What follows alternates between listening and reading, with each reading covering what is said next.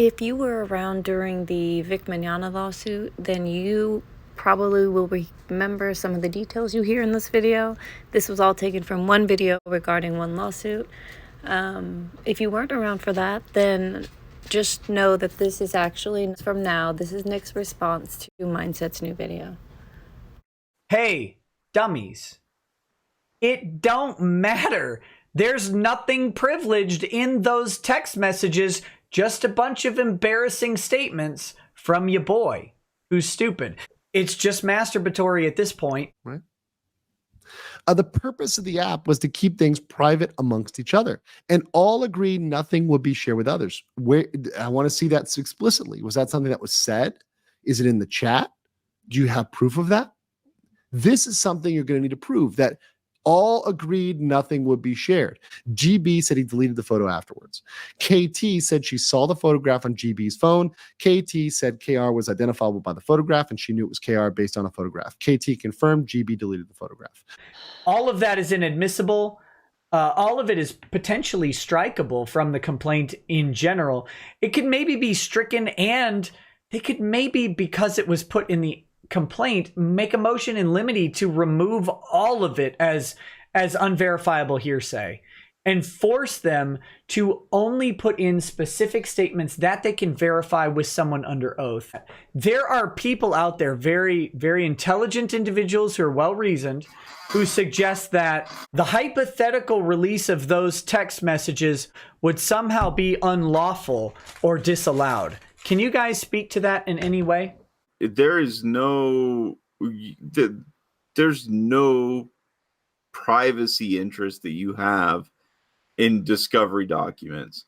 There's no enforceability. Again, everything in a court proceeding has this presumption of being public. Funny, the people think that, like, one, they think that this is all a game. Two, they think that court proceedings are somehow private, and they're really not. These women are accusing a man of sexual harassment, and the sexual harassment is literally, he kissed me, I said I'm not interested, and he stopped. Now listen to Nick explain how that girl that got kissed is going to have to explain to a jury that she voiced a character that jiggled her titties in class. And they're going to watch a character get through a class by jiggling her breasts over and over. And it's going to be voiced by the defendant. And then that person is going to claim that a kiss is sexually assaulting someone. Okay, good luck. Have fun with that.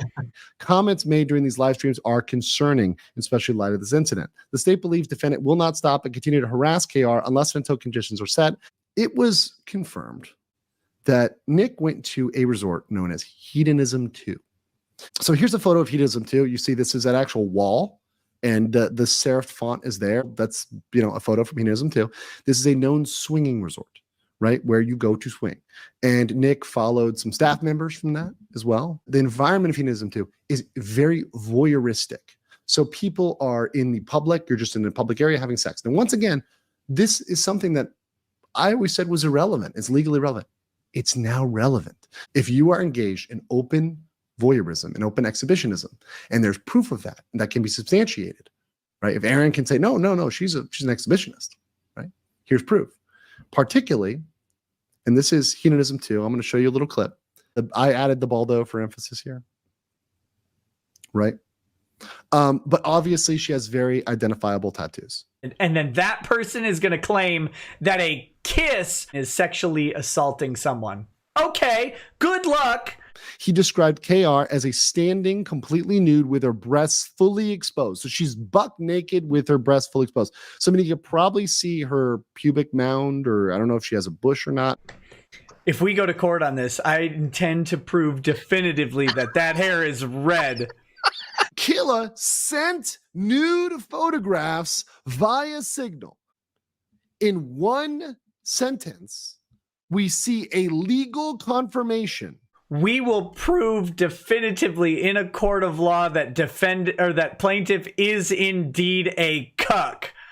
It would be so good, just one time, if I could have someone this hell-bent on just doing the dumb thing at all times. It would be amazing. Yeah. It's just, it seems like there's a lot because you got the whole internet to look at, but you know, most people aren't this dumb. I don't know. I'm not convinced.